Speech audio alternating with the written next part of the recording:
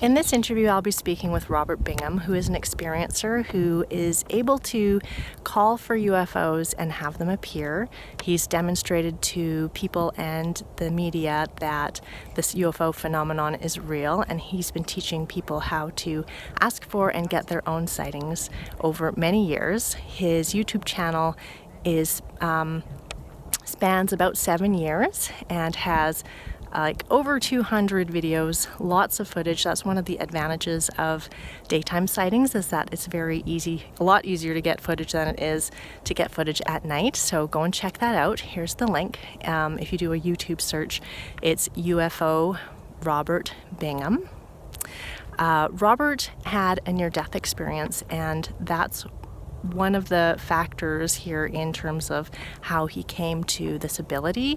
After the experience, he was seeing UFOs everywhere as well.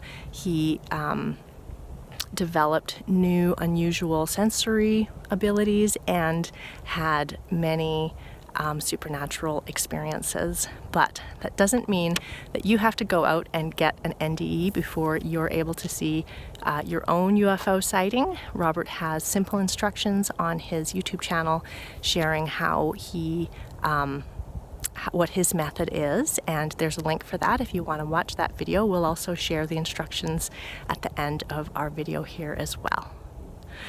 Summoning is a unique term that is part of the daytime UFO scene.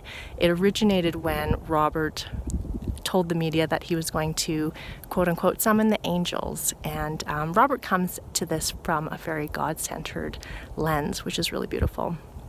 Ever since then, the media called him the summoner, and it just has kind of stuck and has become part of the vernacular of people who go out and ask for sightings during the daytime. But essentially, it's like CE5 or heist or making contact, whatever you want to call it. It is asking for communication and then receiving confirmation with some kind of sighting or experience. If you want to learn more about Robert and his life, he's writing a book, so if you want to keep in the loop on when that's going to be released, then you can hop on his YouTube channel and or go to his website to check it out. So what do daytime UFOs look like? Here on Robert's YouTube channel, you can see some examples of what you might see during the day. Now, some of these might look like balloons to you, but don't jump to conclusions too quickly on those ones. I believe that those are low-key sightings. I think that the beings that are creating these displays are purposefully being understated to stay on the down low. If you can stay open-minded and can appreciate a subtle sighting like an alleged balloon, you'll get to a place where you can have astounding and undeniable communications like this footage from Robert. You can click on the link at the top right to see them in full on his channel, or go to the links in the description. Robert is based out of LA, and I was really lucky to meet with him when I was down there on a trip. And in this interview, he answers my 3 questions for new UFO seekers, as well as gives a lot of good information and great stories. Well, thank you so much, Robert, for doing this interview with me. Oh, you're very welcome. I was looking forward to it, and I feel very good about it. Wonderful. Okay, so my first question is, for people that are just starting out with human-initiated ET contact, what would be your advice for them? My advice would be, is all their preconceptions of and notions that it's silly or it's crazy and all that, inside they know that it's real, and so they don't have to feel that they don't have to feel bad about doing what they're doing, because it's becoming more acceptable in the mainstream public. And so my advice would be to go to my YouTube channel, which is UFO Robert Bingham on YouTube, and go to the video lineup and look for how to summon techniques video, and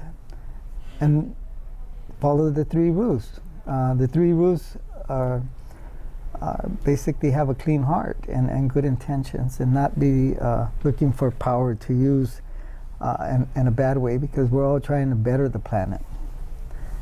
And so, and once you get contact with them, you might think that they're not able to read your mind and your heart, but they are. So you can't fool them.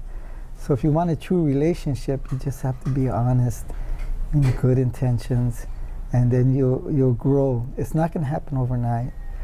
And it's like a seedling, like a little seed of a little tree coming up.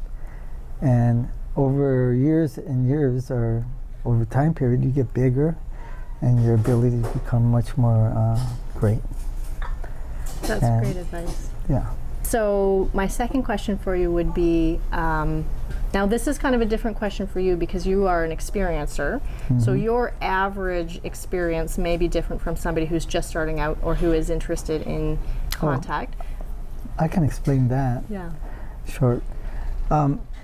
When you make contact with them, they're not going to give you too much. I mean, they have to. You have to kind of grow with it, because if they give you a lot, it's like you can't overwater a seedling, you know. And so if you do, you'll kill the seedling. So they're only going to give you so much at a time, so you can absorb it slowly, and your mind will expand, and you will mature in this relationship with them, which is happening. And so then after years, you'll be able to see things that are so great, and you won't be traumatized by it, or you won't blow a fuse, because it can really psychologically, I think, damage you. But they don't want that. They just want to bring you up slowly. Mm-hmm. So you can't expect a lot, like time travel or things like that, right away. Yeah, or a ship coming down and a ship, a giant ship. I mean, a ship bigger than the buildings downtown. Yeah. Miles long. Yeah, that you can't really expect that, because you have to grow into this, and they know the right time to show you. So that's what I'm saying, is that don't over expect too much. You got to be slowly. A lot of people want to get from point A to point B, instant gratification, but you have to work for it. Like anything else, you have to work for it. It doesn't happen overnight. Yeah. Yeah. Okay. And can you tell us a little bit about your story, why you're doing this, how you came to this, what got you interested? Okay. Well, I looked at my brothers and sisters. A lot of them have gifts. A lot of my family are artists, and I didn't seem to have that, or musicians or singers or whatever. And I did tell God, I said, hey, look at God, I know you gave all these gifts to them. What about me? But so this came to me, and it's not exactly like something that people accept. So he gave me I can't, God's going to say, why, you can't say I didn't give you anything. And, and it's a quest. I asked for something that I can change the world for the better. Because, I was caught up in that negative lifestyle. And I pulled away from that, and on the quest to make the world a better place, and to give people the truth, why they're here and how we're going to save the human race. Because if we don't do this, we can't leave it to the people who are running it, because they have a whole different mindset and agenda. And so we're going to win this war. It's like a war, a spiritual war. We're going to win it, and that's what's happening right now. It's a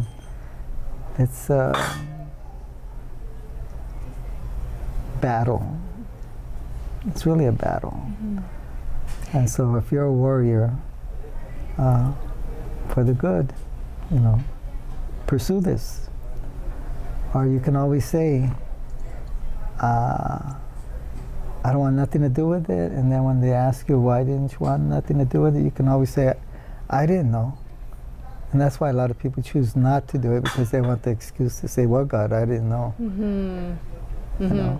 But because, in a way, I felt like that. Why is this being passed to me? Because it's not a burden, but it's very, it's very big. And why would God pick me, to do this, And I figure He knows better than I do, and that's why it's happening, But I'm going to say that I made this arrangement, our covenant with God, and I'm keeping it. And that's what I'm doing, keeping my covenant. And so how would human-initiated contact help to improve our circumstances here on the planet? Well, as everybody gets to know the truth, there's going to be this frequency. And when they come, sometimes they come like a metallic balloon. It might look like a metallic mylar, but it's not. And when it flashes like that, it's actually sending electromagnetic pulses. And it sends it to behind here, where in the pictures in the cathedrals and everything, they have a halo. Actually, what this represents is that your antenna, where you could be receiving messages and also telepathically sending them. So that's what this is right here. Okay, that's interesting. So the flashes are actually like energy. Well, you're being downloaded with information. You don't know, you're subtly being downloaded and you're changing and you don't know it. Oh wow, that's fascinating. So not only are you becoming aware of the truth cognitively, but you're truly stepping up in terms of your frequency or your vibration. Knowledge. You're all-knowing, which I call the all-knowing. Okay. And so you're being transformed. And so as more and more people on the planet become more and more transformed and the numbers become greater and they realize the power that they have within, when planet Nibiru comes around and the gravitational pull that will rock this world and destroy almost all life on the surface of the earth, we are going to stop it. We're going to stop the damage because of all our energy and frequencies. We're going to shield it from that. And that's what this whole quest is about. Right. The main quest, yeah. Okay. Although there's other reasons, because people have to find out who the truth and why they're here. We're living in the greatest time. All the people throughout history wish they were at this period of time, this moment. It's like an obelisk. The obelisk comes from the bottom big base and it comes up to a tip. We're up here. We're right here at the tip, mankind. And what's going to happen is just reverse the obelisk and it's going to be going out like this to space. Oh, wow. Okay. Yeah, that's what it is. That's a beautiful metaphor. Okay. It is. That's the truth. Yeah. And so, we're living in a great, great time. So for people that are maybe sitting on the fence or unsure about how to access their own gnosis or their own all-knowingness, how do you discern that your all-knowingness is, or your access to that information is true versus like somebody making it up in their own head? Well, I give everything free. I do public events free. So there's not actually an agenda for me to get fame or money, but just to spread the truth. Another thing, a lot of people might say, oh, you're summoning demons, or you're conjuring demons, or fallen angels. Well, the way I separate that is when I'm doing my events, or when I'm privately summoning somewhere else or whatever, the animals pick up the frequency and they're all good with it. You should see the birds, the falcons come around, the hummingbirds come around, everything comes around. Why? Because they pick up the great vibes, the energy that's there. And that's how you discern that you're dealing with something benevolent. I don't think they would do that if it was malevolent. Yep. I'm pretty sure they won't. So it's called discernment. I discern. You have to discern for yourself that if it's good and it's for you, then pursue it. And if you feel that, if you discern that it's evil, and not go by just the programming you have from, church or the religions, all that, You got to be kind of separate yourself and kind of look at things and not take everything literally until you experience it and understand it for yourself. Because I've had a lot of people come to my events that were staunch debunkers. They wanted to make me improve that I was some type of charlatan, I guess would be the proper word, or some guy out there hoaxing and doing black magic or whatever. And after they experienced what I've had to show them, then they realized it wasn't magic. And that, they wanted more of that. Yeah, and that's really the ultimate confirmation, isn't it? Is to see something with multiple eyewitnesses that just cannot be explained any other way. Exactly. So it sounds like you're saying that for people that are not sure how to trust their own discernment, that is also something that they just need to develop in themselves? Yes. A lot of people aren't focused, unfortunately, because they're bombarded by music, media, radio, all these frequencies that are in the air. If they stop and start focusing on what's around them, and all you have to do is stop, quietly look at what's around you, you'll see things that you never noticed before. Yeah. If you don't, and you're thinking about yesterday or tomorrow or next week or whatever, and you're not living in the moment, you'll miss all that. Okay, that's really great advice, just to live in the moment. Live in the moment, yes. And about the animals, that's fascinating, because that's something that has happened to us on our outings that I've never connected. But yeah, lots and lots and lots of bugs, or lots and lots and lots of birds, just converging. I'll share a story with you. I work in the movie industry, and my job is watching equipment cables and stuff, and they're long hours. And so one day I was at this park called I think it was not Holiday, it was what's that park on Los Feliz? Ferndale Park. It's called Ferndale, and it has a stream coming down from the hills. And so I was there, and I'm there for 12 hours in this one spot, and this butterfly was come around and check me out and fly around. And then this other butterfly, the same kind like him, had the same marking. He would chase it away, and they'd fly up in the air like that, and the other one would take off, and he'd come back to his territory. And then he would do this over and over, so I called him Tiger. So later on in the day, I said, Tiger, I want you to land on my finger, because he kept coming around me. And he landed right here. Oh, wow. He landed there, and so I was petting him and talking how brave he is to let me pet him and to be there, and how beautiful he was. So he jumped from there, and he jumped on top of right here, right there. And he started fluttering. Oh my goodness. And then he took off. Wow. And I wish I could have filmed it. Yeah. But anyway, so the next day I sat there and I waited for him, and he came out about 11 o'clock. I don't know why. I guess it's the time they come out. And he was flying around, and I said, Tiger, now look it. I don't want you landing right here. I want you landing right here on my finger.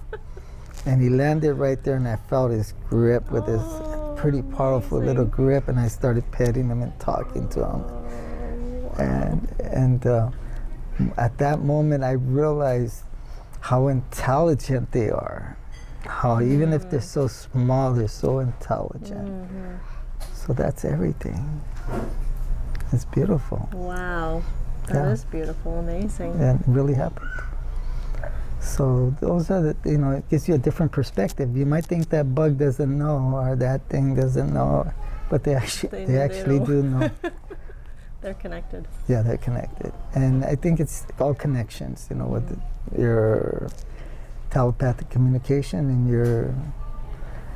you're not wanting to squash it or harm it or any of that sort of thing. It's just live and try to live with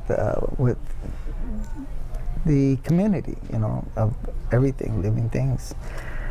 And that's a true story. Yeah, It's very a cool. very true story. That's good. Yeah. So I have another question for you. So you do daytime summoning, which is different than a lot of people in the community. Most people go out at night. So is there any different advice you would have for somebody that would go out during the day, or is there something that you wanted to share just about, like, how did it come to you to happen during the day instead of at night? Or Well, first of all, I wanted it in the day so nobody would say, oh, that would, you know, you can't really see at night what it is. You could send up a drone or whatever, you know, there's all kinds of stuff you could do to hoax it. So I did in the day in downtown LA, and had the media there over and over, and to prove that, yeah, they do exist. They're there. so what sorts of, now I've gone and I've watched all the videos on Robert's channel, so I know already what is there, but what kinds of sightings do you see during the day? Well, I've seen many things. A number of things that I've really caught that were fantastic. I didn't get on film, but I've seen them. I've seen big ships. I got things of ships. I want to go back to the idea about the Mylar balloons. So we were chatting about this yesterday, but just about how I had somebody come up to me and say, oh, I've seen those videos, they're just Mylar balloons. And that's when I went and I watched like every single video just to see what is really going on. And I was very impressed with the types of footage that you guys are getting. And some of them do look like Mylar balloons. So what is the reason that they do look like Mylar balloons at times? Well, they're very intelligent. They're very, very intelligent. You have to look at the physics of what that orb is doing, if it looks like a Mylar or it looks like a latex. But if you look at the way they're behaving and doing what they're doing, you'll realize that they're not. They're intelligent. And so, whether if they're hologrammed to look like a Mylar, or they're hologrammed to look like a latex, or they're hologrammed, their technology is way far superior than our technology, or at least what we as the public have. I don't know what the government has, but so they're capable of doing all that. So we don't cause a big, you know, if an incident happened between, say, the military and the terrestrials, which I believe are angels, it might turn out to be pretty bad. So I don't want to cause that incident. They don't want to cause that incident. But if you're very well versed, I mean, you know, with yourself, and you'll see that they are what I claim they are. When I first came out, people suggested, no, don't put that. Everybody's going to really wreck, you know, they're balloons. And what did I do? I did it anyway. I said, I'm going to do it no matter what until they get it through their head that it is what I'm saying it is. And I did that. After I did that, then all around the world started getting footage of all this. Now you'll look all over the place. It's everybody's getting it from South America to Europe and around the world. So it is what I said it is. And whether I get credit for it, really don't matter. It does matter in a way but it does in the long scheme of things. They know I did it. So that's what matters. Yeah. And I like what you said about the idea that they don't want to disturb us, so... Well, they don't want to create incidents. Like yeah. Because, you know, the government's completely, I mean, elements within the government know my ability. They spend a lot of resources tracking me and watching what I do. And so when they come down, they create, there's some type of air traffic problems that they have to divert air traffic around them or whatever. And so, but now, since I've been doing it for 8 years, they developed a system where it automatically does it. It's not like when I first started, they didn't know how to handle that, kind of. But now that 8 years went by, they got it all down where it can automatically, computers can divert it around. Robert's in the area, so they divert it around.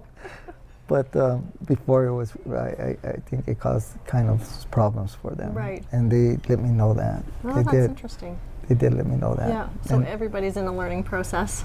Well, yeah, you know how they did that?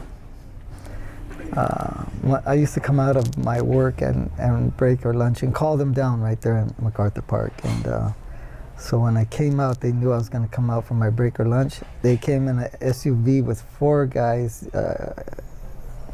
agents, nice haircuts, and all wearing shades, and they rolled down the glass and they just looked at me. The guy sitting shotgun looked at me, and he telepathically told me, "You're creating problems, stop it." And he looked at me with stern look. So I said, "I'm gonna walk," because he had his window down, and it was not very far. It was only about 20 feet, 15 feet from me. And I walked toward the window, and they sped off. Oh, wow. But that's what he told me, that I was creating very serious problems for them. Okay, so this is actually like an alphabet agency guy. Well, I would suspect NSA or CIA or somebody, or even deeper. There's 58 agencies besides the FBI, CIA, and the NSA. 58? More. Oh my gosh. And I was told this by the Russians. Oh, wow. Yeah, there's 58 of them, folks. And the Russians told me there might be more. But there's 58 that they know of besides the ones I mentioned. Yep. Well, that makes sense. There's just trillions of dollars missing, so that's where it's all going. Yeah, I'll let you know. I'm on the inside. So what would be an average when you go out? You just go to a park, and what do you do? Wherever I choose to do it. Anywhere? Yeah, anywhere. People think you have to go to Roswell. I think you have to go to Area 51. It's not so. You can go in your backyard and call them. They're everywhere. Yeah, my mom does that. Yeah. No, can I mention, you think I can mention somebody out there in the YouTube world? Or it would be bad to mention them? We could delete it if it's bad. Okay, his name is, he has some truths about cloning. And, but there's some things that he says that I totally don't. So I think he's one of these disinformation people that put out a little truth and then they put out a lot of smoke and mirrors. He says that they're not interdimensional, and that's not true. They are interdimensional. Don't you believe that? They're not interdimensional. They are interdimensional.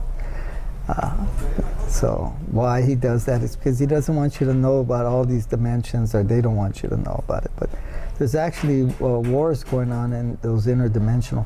We have troops out there that were especially trained that they're sending interdimensionally to have battles.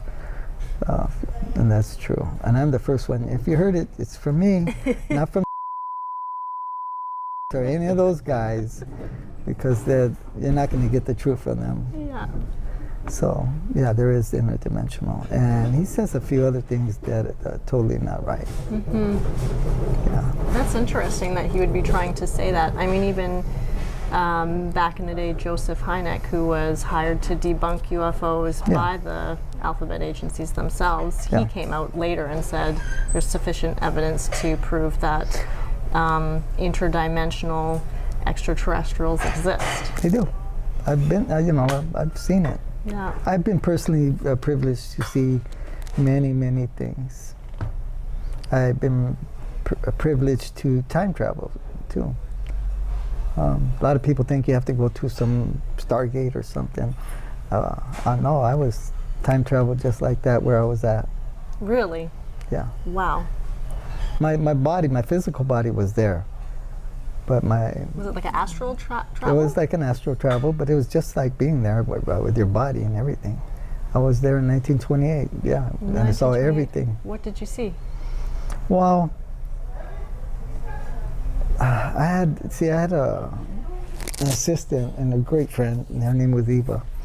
And she was into all these other things, tarot card reading and all these other things. And she told me, "Oh wow, you lived 1,000 lives, Robert." And I thought I did, but one day I just wanted to rock her boat, and I said, "Eva, I'm a realist, and I don't believe in the past lives." And it kind of hurt her, and I realized I hurt her, kind of emotionally.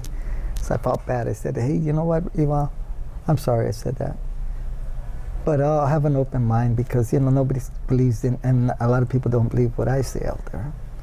But I'll have an open mind." So that next day I went to this movie called Star Trek, and they were filming it at a place called Greystone Mansion. And the terrestrials put me on an astral travel right there to that location back in 1928, where my past life was one of an oil man that was responsible for creating the oil monster it is today. Oh, whoa. That's interesting. Yeah. So I'm here to also to make amends for creating this oil monster, and to kind of put an end to this, but in a way that it doesn't disrupt a lot of things. When the oil companies feel that they can sell something that's other than oil and still get the same amount of money, because what is money? It's just paper, and then it'll be all right. So how they do it and what they do is probably in the works right now. But they are going to stop oil. Yep. And nuclear power too. And germ warfare. And we can go on and on. Yeah, the future is looking pretty bright. Yeah. Once we get our stuff together. Right, we're getting the big picture now. People are getting the big picture, and that's what I'm here. I'm trying to give people the big picture. Yeah. What else can people do, like you were talking about the apex of that obelisk, what else can people do aside from making contact themselves that can help humanity move through this Well, point? they have to ask them. When they, there's 3 rules, and it's stated in the Bible too. You apply these 3 rules and they'll work. 1 is knock, door will be open. Number 2 is seek and you shall find. And number 3 is ask and you'll receive. But it might take years, it might not. I really don't know how they look at you as an individual. But that's the rules. And anything that you endeavor in, I guess those are the rules. You have to work for it. Yeah. Okay. Nothing's easy. Unfortunately, it takes a lot of work. Yeah. Yeah. And so, a lot of people think that, because I shoot a lot of things that are small in the city. But I've been out there and I've seen the big ships.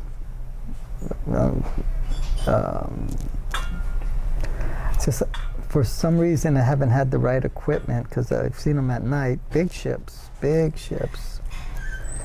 And Corey was with me when we were at, what was his name, Corey? Dean's house? Yeah, Dean's. Dean, he was he's an astronomer professor. And I brought in the big ship. Tell me about that sighting. So it's interesting that you didn't have equipment to get footage of it. I wonder if that's like a Well, because it was dimmed at a certain degree, but you could see it. What I needed was an infrared camera. Yeah. And I needed a really good night vision camera type lens. Right. I didn't have it. I didn't.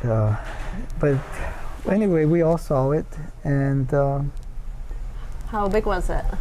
it was bigger than any building downtown or in New York. Really? Wow. Yeah. That's amazing.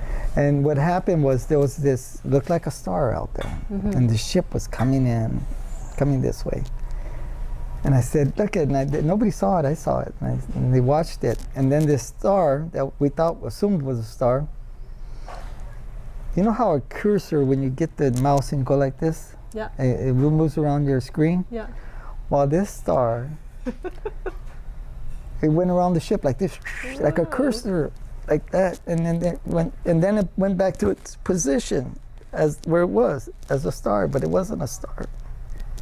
And what that was just automatically so amazing, and that's what happened. Wild. That's amazing. Yeah. So the ship itself was quite dark, but It was dark with a tint of red. okay. Yeah. Wow. Do you know anything? And it wasn't shaped, it was kind of squarish and a lot of things. Didn't have a lot of aerodynamics, so didn't have all the and silent. No noise at all. Yeah. Do you think there was a reason why you didn't get footage? Like, sometimes I feel like there's a time for footage and a time for not getting footage, and maybe people aren't ready for that? I feel that it's not time for me to do that and rock the world yet, but I'm going to rock the world with footage like that. I'm going to rock the world. Awesome. Yeah. That's great. I'm looking forward to that. And it's, I've always stated to a lot of people that you haven't seen nothing yet. You might think you have, but no. And a lot of people, unfortunately, they assume too much about me. They really don't know me. And a lot of people that go on the site and say, oh, they're mylars, they're latex, they just do that in about a minute or two. That's what their assumption is of what I'm showing. They don't research or go into my work. Dig through and you look through how the shapes are shifting, or looking at all of the they don't anomalous lights. They don't know what I'm doing. They just, that's the conclusion they come up with, because that's what they do. And unfortunately, or maybe that's all they're ready for. Or I don't know why they do it, but they don't want to spend that time researching. But anyway, the big ships are there. That's, Corey saw it. Corey, a lot of times Corey would be with me, and would they be following us? Oh yeah, non-stop. All the time. Yeah, amazing. they keep a good eye on me. They follow me, cool. and there's a lot of things that happen, you know. It's a few times the Russians come to me, Russian scientists, and I don't know, I guess the Russians intelligence. And one time I told them, I have a lot of intelligence agents at my advance, like the CIA, or who knows, Mossad and MI5 or whatever they call themselves. And he says, Robert, everybody's watching everybody. And I go, okay, yeah, everybody's watching everybody. The UFOs are watching us, the dark side's watching them, and everybody's watching everybody. And that's probably why they keep track of Facebook and all your things, because they want to know everything about you. And where you're going, what you're doing, that's the way it is, the world. Everybody wants to know everything. There must be a reason why they want to know everything. Well, and this is interesting, because this circles back to something we were chatting about before the interview, was that knowledge is power, and that all that the Dark Ones really have is control over information. Yeah, they have that, but I'll let you know that they do have tremendous technology. And go to I have a YouTube video called Wonton. The reason why I call it Wonton is when the craft was coming over, it looked like a wonton to me. So I said, I'm going to name the video Wonton.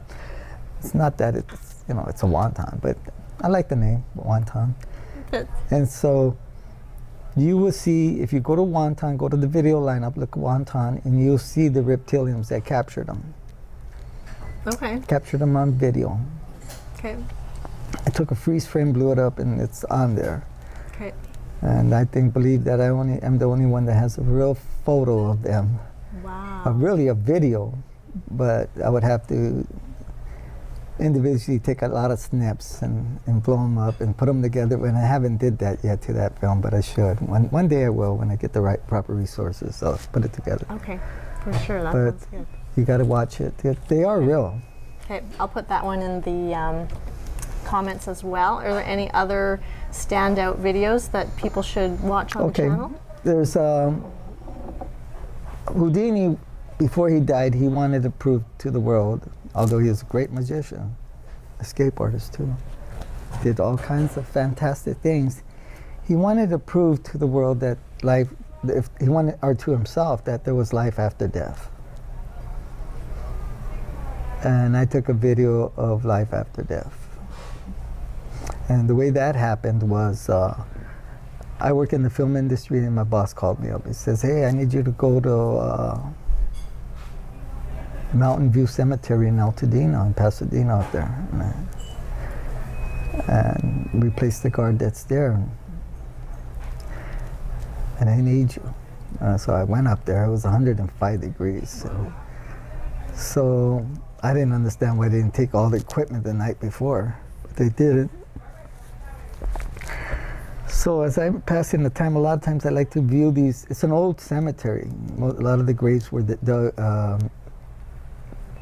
people were put there in the late 1800s or early 1900s. 1910, 1905. And they're all big granite stones and big monuments. And so I like to channel in and go over there and see who was buried there. And I kind of can channel in on who's there. So there was this big white granite stone, and it had 3 names only, no dates, no epitaph or nothing. It said John, Ringer, and Louisa. So it's the Ringer family, the wife and husband.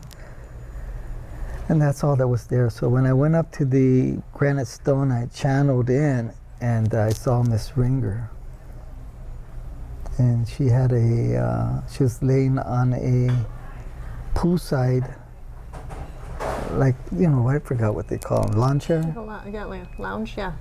And she had a white robe on and some black shades. And she was a brunette. And I said to her telepathically, I said, "Oh, Miss Ringer, you're an attractive woman."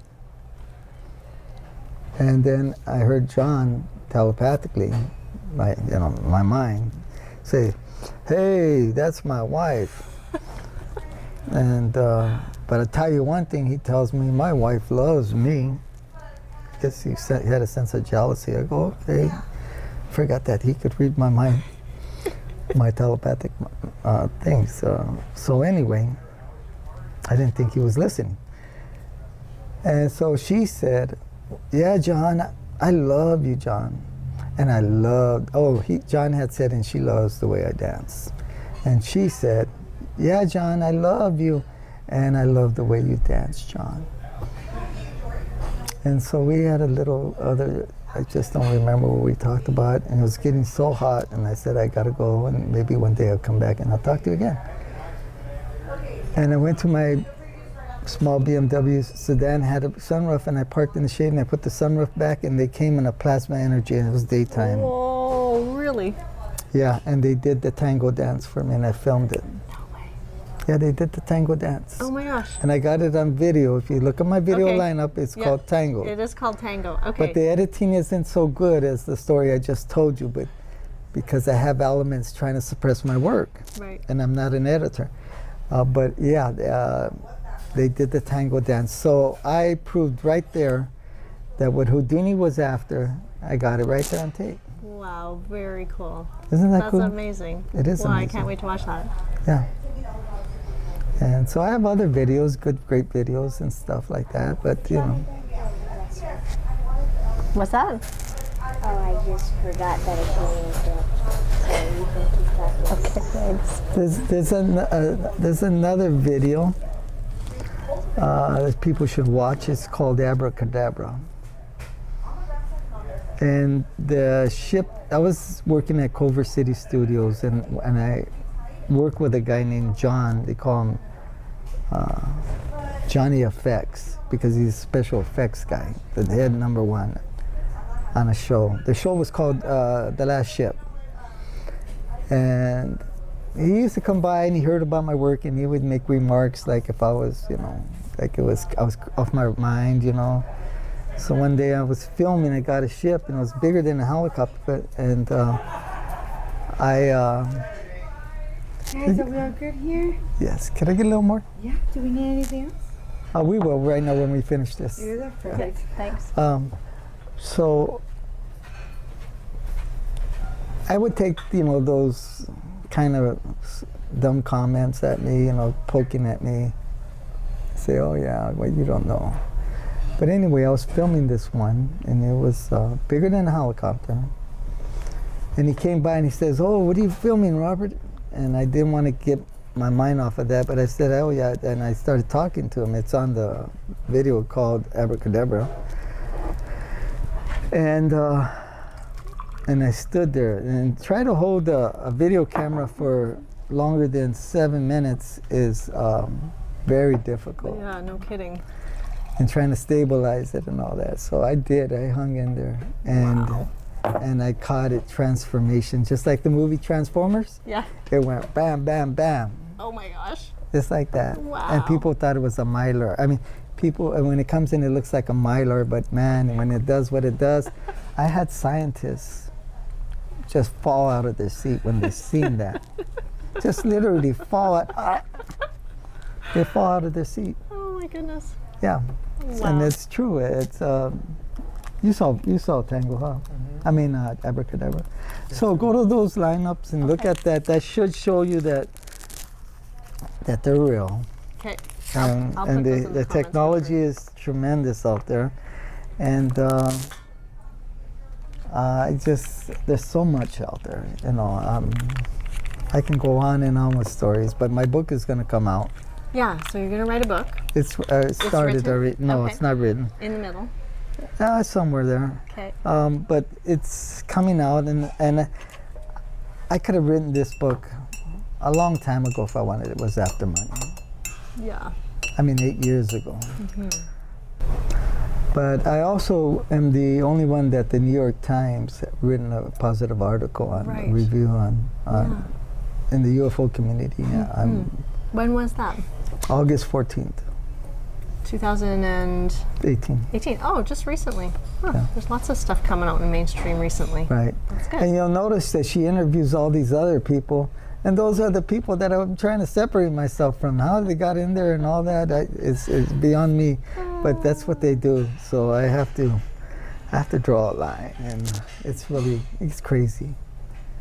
I'm glad to do this interview because it's only me, folks.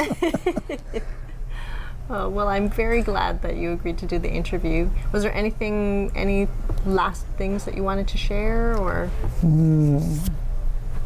Yeah, I guess there is.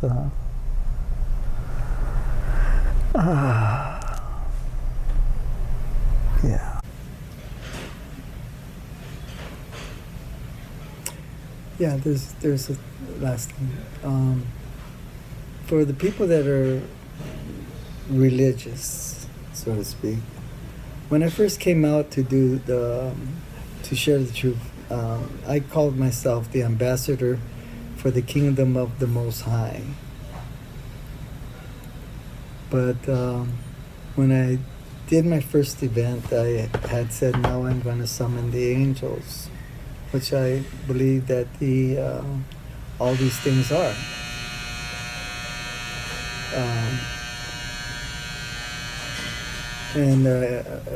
Somebody from a magazine called me the summoner. So in order so I don't get into that religious thing too much, I took that name, the summoner. But now you'll see there's a lot of people calling themselves the summoner, but I'm the original one. So I believe in Jesus, and I believe in angels, and I believe that this is we're living in that type of world where there's good and evil. But where am I going with this? So, yeah, for the religious fanatics, I don't want to bomb them, but the ones that really say I'm bringing demons, they're the ones that start this, start insulting me with that. Anyway, just want you to know inside that that was my original title, was the ambassador for the kingdom of the Most High. And so you'll get a better look at who I am, what I am. So anyway, that's it. Sounds good. Thank you so much, Robert, for being with me. Thank you so much. Okay. Yes. Thank you, folks. Bye. Okay.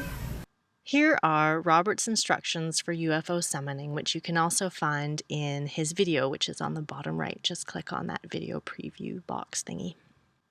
It's really that simple. Notice in these instructions that what you believe is irrelevant to the process. Just keep an open mind, and as long as you are coming at this from a place of high frequency, you'll have your own human-initiated UFO sighting in no time.